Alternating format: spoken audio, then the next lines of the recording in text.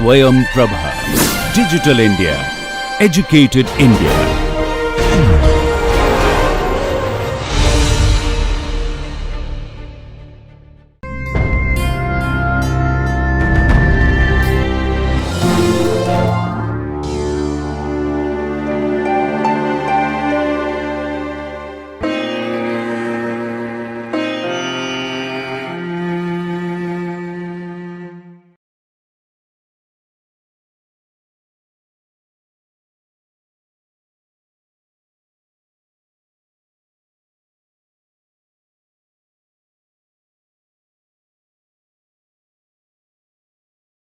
Welcome, dear students, in our lecture series on pharmaceutical products and technology. Today, we are going to discuss the drying technology, and this is the first part of our lecture on drying technology. We'll be discussing this most important unit operation in the pharmaceutical industry. It has got the widespread importance in various industries, but with respect to the pharma, it is utmost important aspect, and every industry personnel as well as the researcher must know about the basic aspects and the factors which govern the drying in the pharmaceutical industry and overall processing of dosage form and the raw materials. So let's enjoy the lecture. What we are going to learn. After completing this lecture, you will be able to know about the concept of drying. You will be able to measure the humidity. You will be able to know about the moistures, various factors of drying. Now let us discuss lesson plan. We'll be covering the drying, its definition, concept, humidity and its measurement, the concept of moisture, concept of equilibrium moisture content, and then factors affecting the drying. So this will be our lesson plan. So let's start our lecture, let's start our discussion about the drying technology. Drying is an important and universally required operation. In each and every industry it has got its importance, but in pharma industry it has got a vital importance. When we talk about drying is the removal of a liquid or the moisture from a material by the application of heat, and it is accomplished by the transfer of a liquid from a surface into an unsaturated vapor phase. You may also define it as it's a mass transfer process resulting in the removal of moisture or water or another solvent by evaporation from a solid, semi-solid or liquid to end in a solid state. Technically saying, small amount of moisture is removed at its boiling point in normal circumstances, but in case of pharma application, the small amount of moisture is removed at or the below boiling point of that particular, you can say, the solvent. Evaporation is different from drying with respect to various factors. Number one, total mass of moisture removed. If it is high, then you will call it evaporation. The process will be called evaporation. If the high amount of water is being removed or the solvent is being removed, it is evaporation, not drying. If it is low amount is being removed and it is required, that only low amount is to be required to be removed, then it is called drying. With respect to the boiling point in general, uh, evaporation is the process which is done at below boiling point, while drying is done at boiling point in general. However, in pharma industry, both the processes are done and may be done below the boiling point of the water or any other solvent. As far as the type of starting product is concerned, the liquid is the starting product in case of evaporation, because we are going for concentration of that particular liquid. While in case of drying, the starting product is solid because we are just evaporating a little bit of moisture or the any other solvent which is there in the solid. With respect to the final product, if the final product is liquid, the process is evaporation. The final product is always solid in case of drying. With respect to the equipment need, the evaporation and drying may also be different. We'll be discussing it in the when we'll be talking about the dryers. Now, what is the purpose of drying? We know very well what we do in drying. With respect to the pharma industry, it is required as the last step in the bulk drug preparations. It is required for the storage of raw materials, crude drugs, excipients, herbal drugs. We need to maintain the dry condition of storage. Often there is a label that store in cool dry place. So keeping dry is utmost requirement for the storage condition. Then improving physical and chemical stability. For this reason, especially with against the environmental factors like oxidation, hydrolysis, microbial degradation, if you want to avoid it, if you want to improve the physical and chemical stability, we need the drying. It is required also for improving biopharmaceutical characteristics like solubility, dissolution, etc. We can improve these biopharmaceutical characteristics with the help of drying. If dried products are having better biopharmaceutical properties as compared to the non-dried one or the moist one. Then it is done for improving the micromerite properties like flow, particle size, density, etc. For improving the handling, the drying is required. We can easily handle the dry product as compared to the moist product. Do you like the moist sugar or the dry sugar? Obviously, you like the dry sugar. So that's why improved handling is for improved handling we require the drying. For improving shipment and reducing the cost of shipment, drying is required and drying is done for this purpose.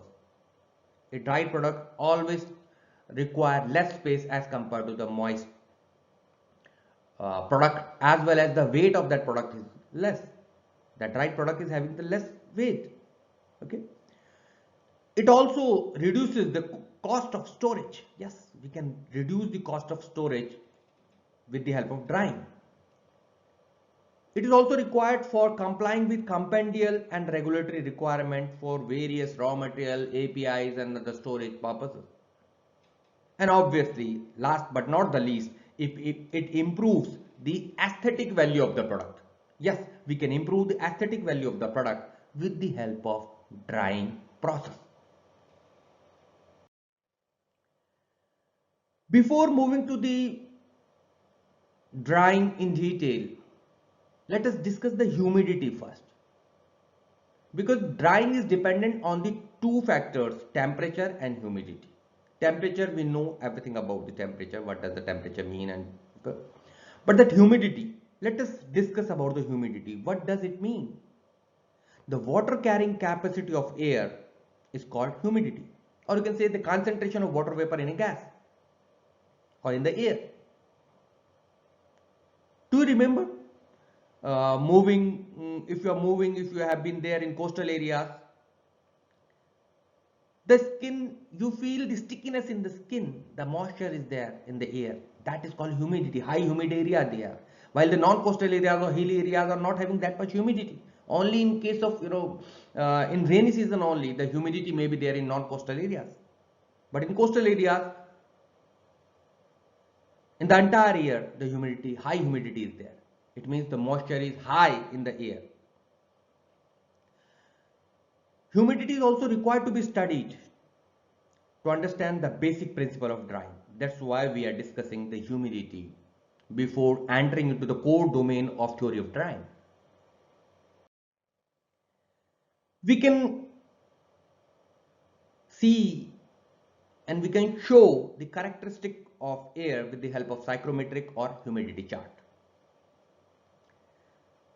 In this chart, relationship of humidity in y-axis and temperature in x-axis of the air water vapor system at constant pressure is there. It is the relationship of humidity and temperature. Humidity in y-axis, temperature in x-axis. Temperature of the air water vapor system, and that too at constant pressure. Okay. Absolute humidity, grains of water vapor per unit of dry air, versus dry bulb temperature in degree Fahrenheit or in degree Celsius, is there in the psychrometric chart or humidity chart. Let's see this humidity chart.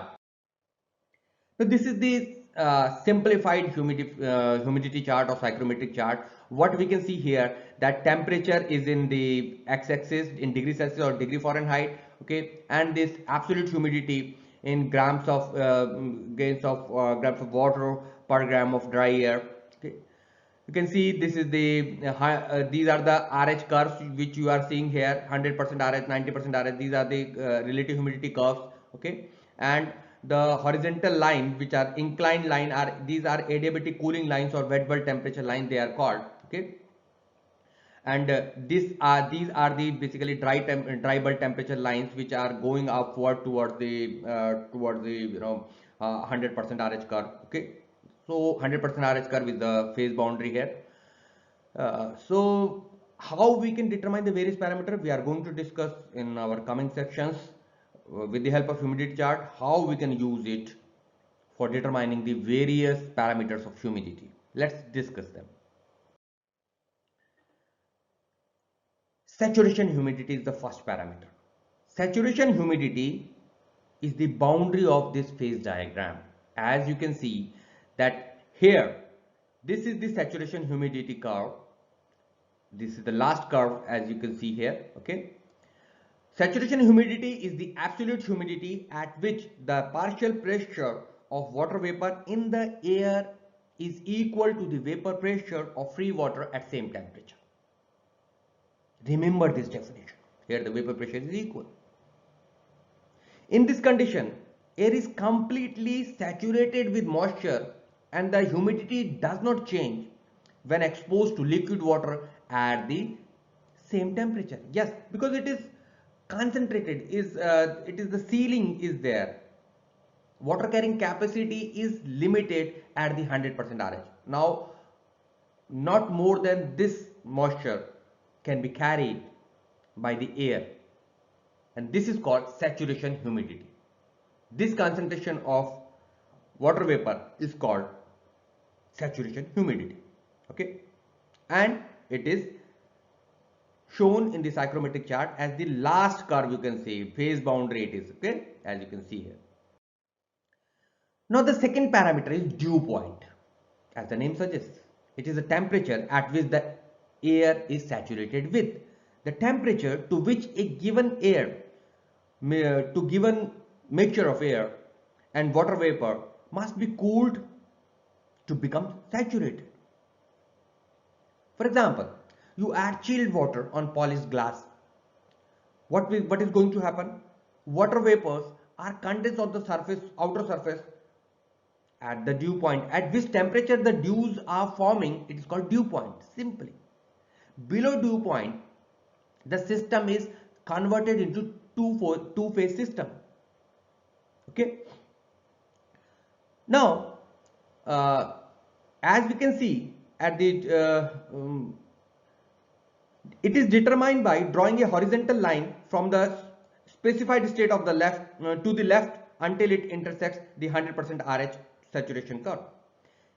If this is the specified condition of the air, okay, we will be also be letting you know how we can calculate or how we can determine the humidity status of that piece of air.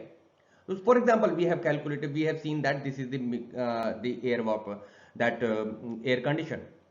What will you do? You will take this to the left, okay, until it intersects this 100% RH curve, and this is the dew point, and you can see it here by seeing it on x-axis.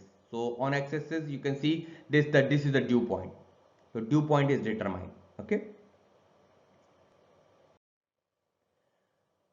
Now the next parameter is percent relative humidity. Percent RH is the ratio of the partial pressure of water vapor in the air of the vapor pressure of free water at the same temperature. It is also expressed by percent humidity and percent absolute humidity. The ratio of absolute humidity to the saturation humidity at same temperature is called this absolute humidity. So what is the percent absolute humidity? It is the ratio of absolute humidity to the absolute humidity of saturated air at same temperature. For example, what I have shown you here with the example, say for example, you take these two temperatures, say 78 and 161. Can you see it here that humidities are there. Say for example, we are seeing as you can see in the dry bulb temperature 81. It is a dry bulb. We will be letting you know what is a dry bulb and wet bulb temperature. Say for example, there are two temperatures. Say for example, we have got for the 81. 81 is the dry bulb temperature. Okay. So if you take this temperature, it's a simple normal temperature taken at the with the ordinary thermometer. You will take this line upward until it intersects the saturation humidity. Okay, and also the dry bulb temperature you will take. Say for example, in this case dry bulb temperature is 67. Okay, this is a 67 as you can see in this graph. You will also take this line upward until it intersects the 100% RHS curve. So at point D, what you will do to the nearest parallel and nearest adiabatic cooling line, we are going to let you know what are the cooling lines. There are some parallel lines you will draw which will intersect at dry bulb temperature. So this is the point of the humidity of the air. So the ratio of humidity will be seen at this y-axis. So 78 divided by 161. Okay, 78 was the at the temperature, while the 161 at the saturation humidities. So 78 divided by 161 is giving you the percent humidity, that is 48%. So by this way we can determine the percent relative humidity of a particular piece of air. Next is dry bulb temperature or wet bulb temperature. We were discussing when we are using an air A. Say for example, we are using this A air for drying the difference in vapor pressure between the surface water and the air causes the evaporation. What is happening? That latent heat of evaporation of the water cools the evaporating surface below the air temperature. Now this difference in temperature causes the heat transfer from the air to the liquid at a rate which increases the temperature difference. So while at wet bulb temperature, what is happening? Heat transferred is equal to the heat of vaporization. What is happening actually? That air is whatever the material is there which is exposed to the air, actually it is evaporating, and at the same time some latent heat of evaporation, when the heat transferred is equal to the heat of vaporization, but it is completely being used for the evaporation, it is the wet bulb temperature and it is constant one. After the initial adjustment of the heat transfer, it becomes constant, and this is the wet bulb temperature. So wet bulb temperature, how we can define it? It is the equilibrium temperature reached by an evaporating surface when the rate of heat transferred to the surface by convection is equal to the rate of heat lost by evaporation. Let us repeat it again. The equilibrium temperature reached by an evaporating surface when the rate of heat transferred to the surface by convection is equal to the rate of heat lost by the evaporation. So what is happening, that from the bulk the material is being diffused, the heat is being transferred and it is coming to the surface, and then next heat is being used by for the evaporation. So diffusion and the evaporation is coming together. When they are in equilibrium state, then the temperature is called wet bulb temperature. It is measured by means of a thermometer whose bulb is covered by a wick saturated with water. You just plug in a cotton plug which is impregnated with water, and then whirl it around the air when the temperature is stabilized, it is wet bulb temperature. While the dry bulb temperature is the actual temperature of the air as measured with the help of an ordinary thermometer. So you can easily determine the dry bulb and wet bulb temperature of a particular air by just using thermometers. Okay. Now, what is the constant bulb temperature line? There are several lines you can see here. These are the 59, you can see 85-degree wet bulb line, 67-degree. Okay, can you see here? So wet bulb temperature is a function of temperature and humidity of the air. Constant wet bulb temperature lines are superimposed curves on the temperature humidity curves, this humidity chart, and are used for humidity measurements. Constant wet bulb temperature lines originate from 100% RH curve. Okay, they come from 100% RH curve. They start from the 100% RH curve towards the x-axis. They are moving. Okay, these are the parallel lines. These all constant wet bulb temperature line are parallel to each other. Okay, there are so many constant wet bulb temperature line you can see in these in your humidity chart, and they must be checked here. As you can see in this, several lines are there. They don't intersect each other. Okay, they are parallel to each other. So what you will do to draw the constant wet bulb temperature line, or reduce the wet bulb temperature, record the wet bulb temperature line, wet bulb temperature first. What we have done, you have to use the thermometer whose bulb is having the saturated cotton wick of water, wick saturated with water, and then whirl around the air. The temperature is stabilized. That is the wet bulb temperature. So draw an upward straight line till it intersects the 100% RH curve. Okay, say for example, if the in the first case, if the WBT, water wet bulb temperature, is 67, it is 67. Say for example, it is 67. Okay, in this case, what you are going to, you are taking this line straight forward up to the this 100% RH curve. So at point 2 it intersects. Now what you'll do, from intersection points, draw the parallel line to the nearest constant wet bulb temperature line. Now to the nearest wet bulb temperature line, you will draw a parallel line. This is called that particular, this wet bulb temperature line, it will be called. So this is the constant wet bulb temperature line of the WBT, that wet bulb temperature recorded.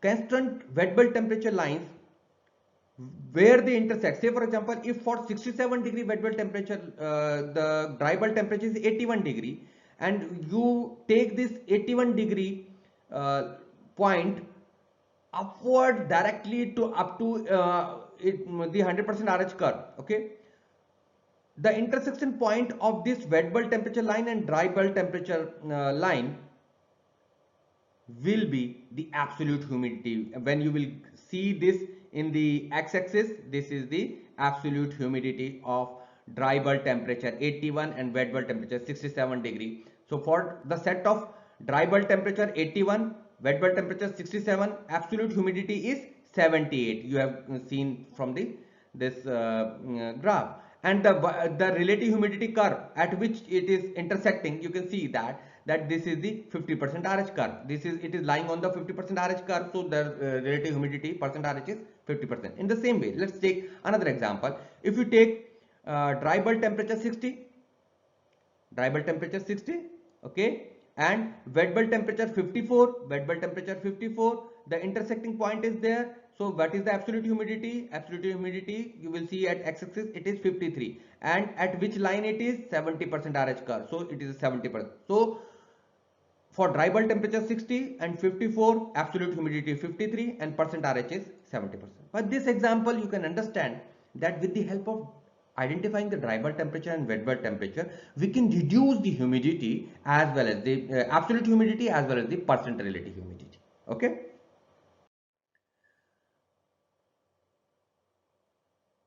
Friends,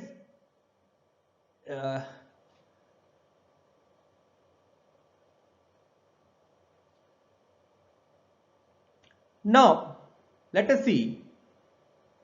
So we have seen this example, that constant wet bulb line. I've just mentioned it in a different slide so that we can get the idea that with the help of dry bulb temperature 81 and wet bulb temperature 67, how we can, for 81 and 67, that this is the for the intersection point, the 78 grains, 78 is the humidity here, and percent RH is 50%. Okay, it is on because it is on 50% RH curve. You can see it is on 50% RH curve. And for the group of 60 and 54, dry bulb temperature 60 degree and wet bulb temperature 54 degree, the absolute humidity will be 53 degree, 53 grains of water per pound of dry air, and percent RH will be 70%. Okay, because it is on 70%. These 70 RH curves are also parallel. Okay, these are almost not parallel, but you can say parallel. You can say in the same segment or same spaces from the you can say 100% RH curve they are.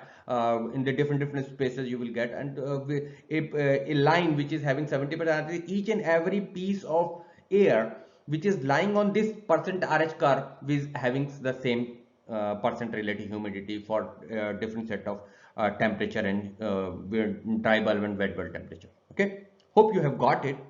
Try to practice with different set of dry bulb temperature and wet bulb temperature for identifying these absolute humidity and percent RH, and this is utmost required for your unit operation practicals also, pharma engineering for undergraduates you might have done. So do practice this identifying these things for your purpose of learning using the humidity chart. Now, what are the adiabatic saturation temperature? Wet bulb temperature is approximately same as adiabatic saturation temperature, with the exception for non-aqueous systems. For aqueous system, it is approximately same.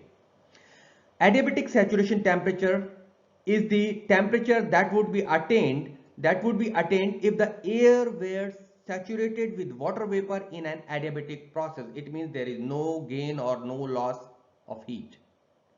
When drying is done by the heat supplied by the dry air only, this adiabatic conditions are there.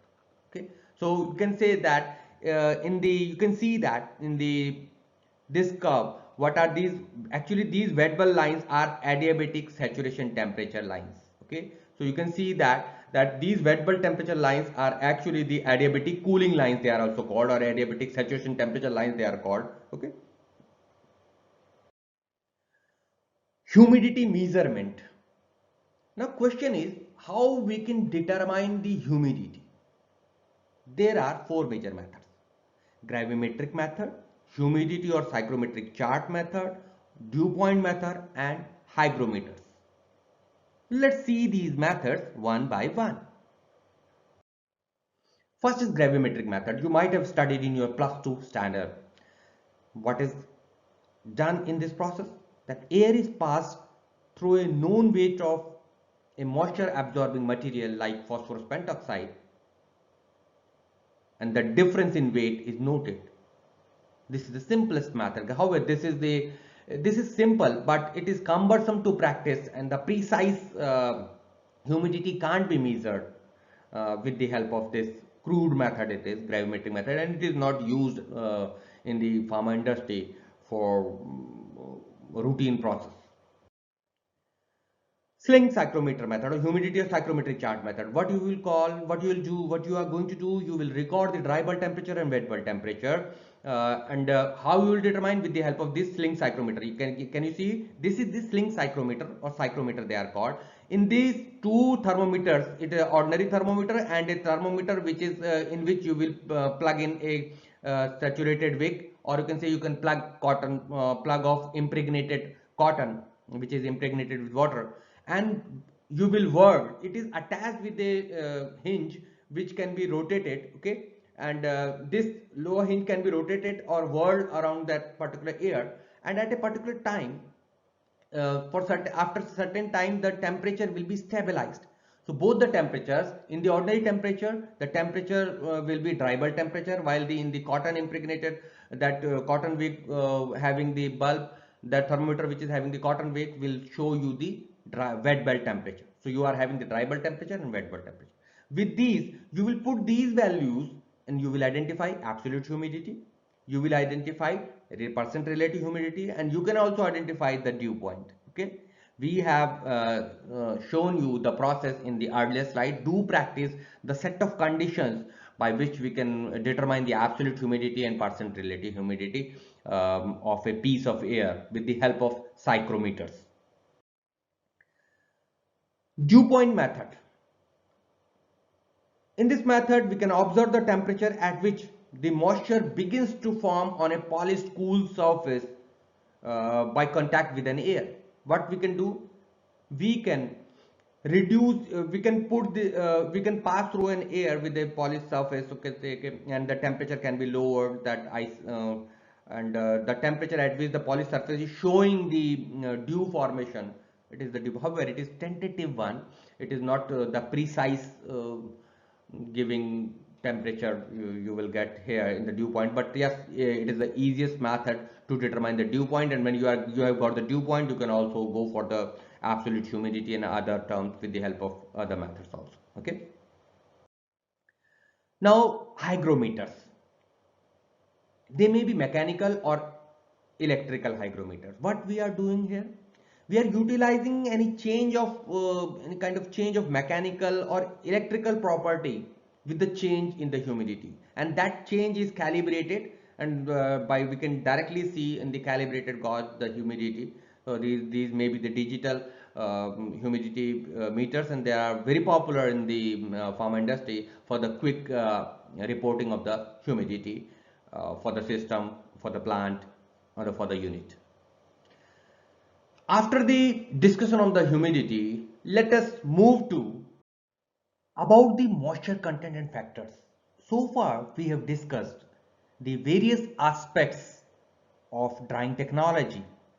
We know that temperature, humidity, moisture content, and rate of heat transfer, these are the major factors which are going to affect the overall drying. We have covered the aspect of humidity in our previous section, that what does the humidity mean, what are the various parameters, how we can determine it with the help of psychrometric chart, and how we can determine it through the gravimetric analysis, dew point method, hygrometers. Now it is the time to learn about the moisture content. Okay, now we are going to discuss in this coming section about the moisture content and how we can improve the drying with the help of improving the heat transfer by various means. Moisture contents of wet solids. What are the factors? Actually, these are the moistures. Moisture is expressed as kilogram of moisture associated with 1 kilogram of the solid. Moisture content of 0.5, it means that 0.5 kilogram of removable water per kilogram of solid is there. It is also expressed as percent moisture content on dry basis. Number of parts by weight of moisture per 100 parts of dry solid. Equilibrium moisture content, EMC. In case of, we are going to discuss what is EMC, just giving that when we are seeing the number of parts by weight of moisture per 100 parts of bone dry solid, it is called EMC. If it is simply dry solid, and if it is bone dry solid, EMC. Otherwise, it is simple moisture. So moisture may exist in more than one physical condition. It may be bound moisture, okay, it may be unbound moisture, free moisture, total moisture content, or equilibrium moisture content. So these three types of moisture content contribute to the total moisture content. So let us see all these types of moistures one by one. Bound moisture, liquid that exerts a vapor pressure less than that of the pure liquid at the same temperature is called bound moisture. This reduction of vapor pressure may be due to the presence of liquid in small capillaries, in solutions, in cells, in combined by absorption to a surface. The part of the moisture present in a wet solid may be adsorbed on surfaces of the solid or be absorbed with its structure to such an extent to prevent it from developing its full vapor pressure and from being easily removed by evaporation. Such moisture is described as bound moisture. It is quite difficult to remove as compared to the unbound moisture. Unbound moisture, liquid that exerts a vapor pressure equivalent to that of the pure liquid at the same temperature, is unbound moisture. In non-hygroscopic material, all the liquid is unbound, while in the hygroscopic material, the unbound moisture is the liquid in excess of the EMC, equilibrium moisture content, corresponding to the saturation humidity. It is less difficult as compared to the bound water. It is less difficult to remove. Okay, it can rather easily be removed as compared to the bound moisture. Now, what is the free moisture? Liquid in excess of the EMC at a particular temperature and humidity is called free moisture. In saturation humidity, free moisture is equal to the unbound moisture, while in other cases free moisture is equal to unbound moisture plus bound moisture. Okay, so let us move after these bound, unbound or free moisture to the equilibrium moisture content.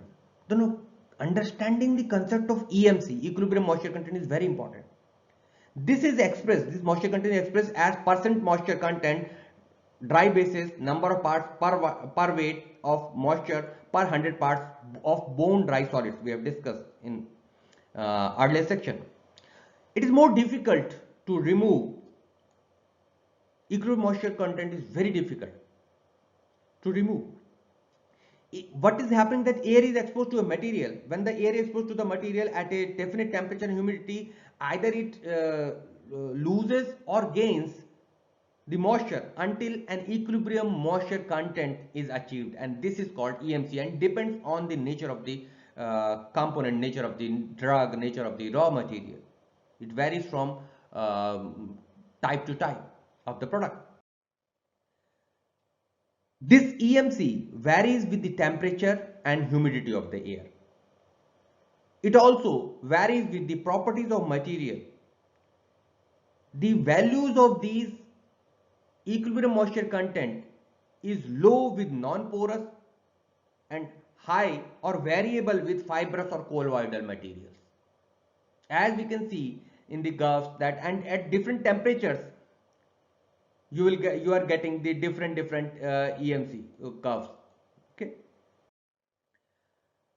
Material may gain or lose moisture when they are exposed to the moisture, even after being bone dried to reach EMC. You have bone dried the material. You just exposed it. You just you have just taken it out from the dryer and kept it in the atmospheric pressure or moisture. So what is happening, that say for example it's EMC 2%, so it will gain the 2% moisture at least. Say for example, if you have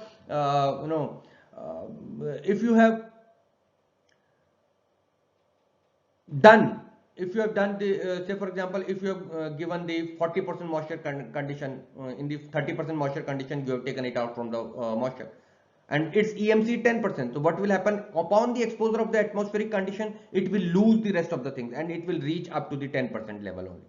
So over drying should be avoided. This is the most important factor with respect to the drying, that over drying should be avoided in drying process for the reasons of economy. There is no use. You are wasting your money, time, efforts, power, electric power, steam power, if you are drying the solid beyond its EMC.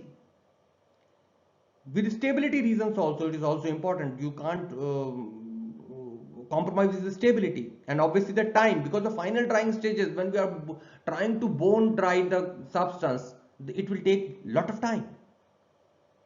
So see the EMC first. Say for example, EMC of starch is 8 to 10% at 20 degrees Celsius and 75% RH. So temperature for EMC, not just temperature is the condition. At a certain temperature and certain relative humidity, it has got a certain specific equilibrium moisture content. So temperature, humidity and the type of product, the EMC varies on these factors, and the drying should be done taking into the consideration of this aspect essentially. So it is expressed as percent moisture content, dry basis, number of parts by weight of moisture per 100 parts of bone dry solids, and it is difficult to remove at the equilibrium moisture content. And the EMC curves for selected temperature, the moisture content versus RH. So moisture content percent dry basis versus relative humidity. Say for example, for the conditions of standard condition of 20 degrees Celsius and 75% RH, the EMC of kaolin is 1%, while the EMC of fiber is 15%, while the EMC of drugs like leaves is 25 to 30%. So EMC varies depending on the type of product at a certain set of temperature and RH humidity condition. So you must keep in mind what kind of product you are using, what is the EMC of that product, and then the drying conditions and the dryer should be selected on the basis of the moisture level desired and the EMC. Okay. Total moisture content of wet solid. Total amount of liquid associated with the wet solid is called total moisture content. It is more difficult to remove the equilibrium moisture content. It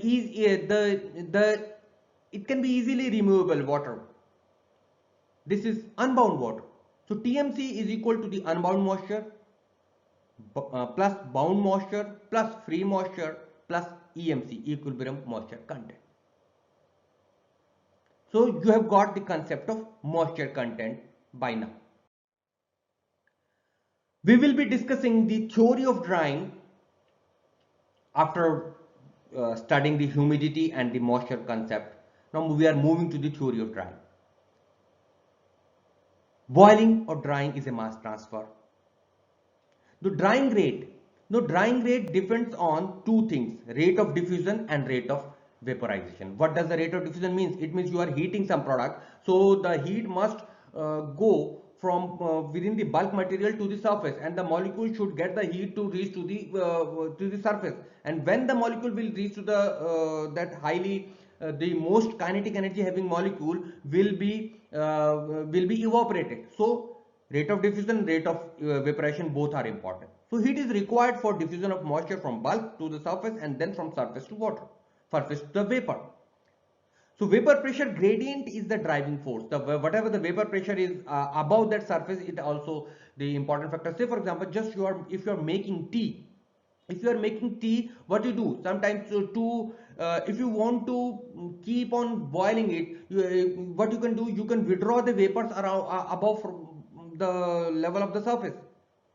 So that gradient will be increased and the evaporation will be more.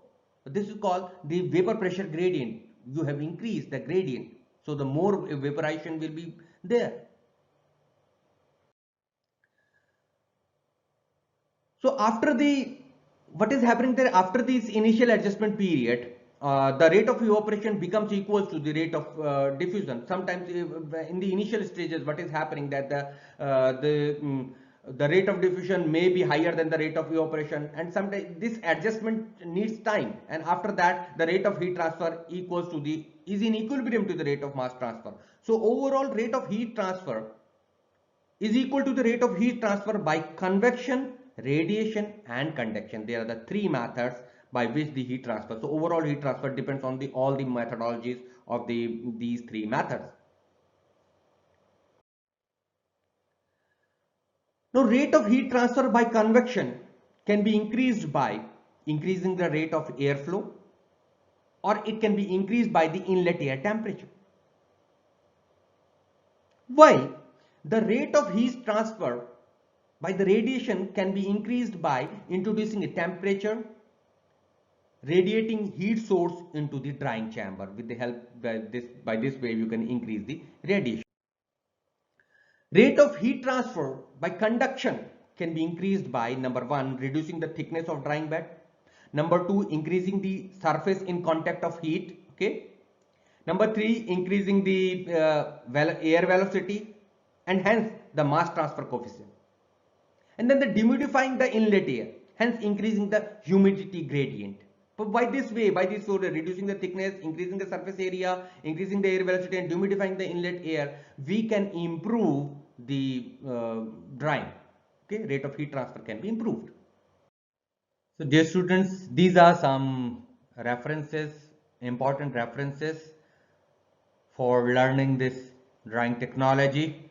So please do refer these texts for your advanced learning. So dear students, now let me summarize whatever we have discussed in this entire lecture on drying technology. What is drying? Removal of water or any other solvent from the substance. It differs from evaporation with respect to the mass, volume of uh, solvent removed at boiling point, which we are doing or not, or with respect to the starting product and the final product. Okay, and with respect to the equipment also we have discussed. Then we discussed that what is humidity. Water vapor carrying capacity is called humidity, and we saw with the help of psychrometric chart in which in x-axis temperature and in y-axis humidity, we draw a curve. A standard curve is there which is called psychrometric chart or humidity chart, in which phase diagram is saturation humidity, that is 100% RH curve. So remember the definition of relative humidity with respect to the vapor pressure gradient. What is dry bulb temperature? Is the ordinary temperature recorded from the ordinary thermometer of a certain piece of air.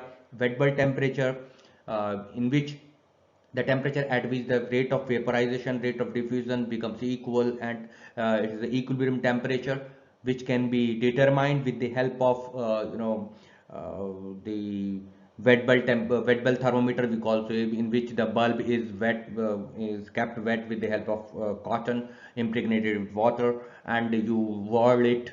Okay, and with the help of the sling psychrometer we can determine this wet bulb temperature. Dew point, you know, at which the dew formation occurs, and it gives a very important information that now the air cannot carry more moisture. Okay, so that's why it becomes the more, whenever the more vapor is there, it will be condensed. Okay, so these parameters can be deduced with the help of psychrometric chart, and humidity measurement is done by number one, gravimetric analysis, gravimetric method, humidity chart method. Please learn how we can use the humidity chart for determining relative humidity, dry bulb temperature, wet bulb temperature, dew point, and much more parameters. Many more parameters can be determined. Please do practice the using the psychrometric chart or humidity chart. Then next method is dew point method, in which we can determine the dew point where the dew formation occurs at the polished surface. And the fourth method is hygrometer. Thereafter, uh, these humidity parameters, after this we learn how many types of moisture are there. We learn what are the bound moisture, unbound moisture, free moisture, equilibrium moisture content, and total moisture content. Total moisture content obviously is the summation of all kind of moisture.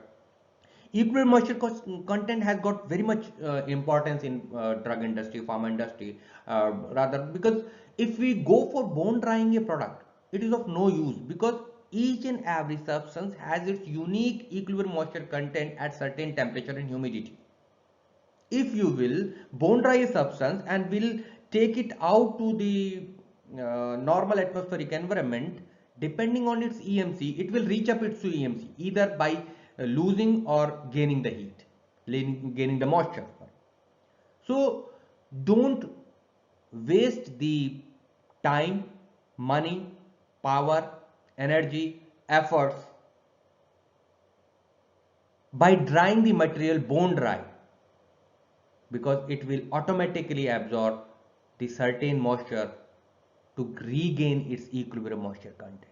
And we have studied it with the example of kaolin, starch. Okay, please do remember these examples, and depending on the equilibrium moisture content, the drying condition must be finalized. And we studied the factors. What are the factors which are affecting the drying, and with the apart from these EMC, that how with the help of convection, conduction and radiation can be improved, the heat transfer can be improved through these methods. The factors must be kept in mind for improving the overall rate of heat transfer and hence the efficiency of drying. So this was all in this lecture. Whatever we have discussed, I have summarized it for you. Please do learn using the psychrometric chart. Number one, please do learn the verbatim definition of various kind of humidities, and try to learn the various factors which are affecting the drying. It will be very useful for you from exam point of view. So thank you for being with us. We are going to come up with more lectures on in the next lectures. We will be covering the drying, the theory of drying with special reference to the drying curves, the 4 phases of drying, and then we will be covering the various kind of dryers, their basis of classification, and especially in the other lecture, in some exclusive lectures, we are going to discuss spray dryers and also the freeze dryer. So stay tuned with us. Happy learning.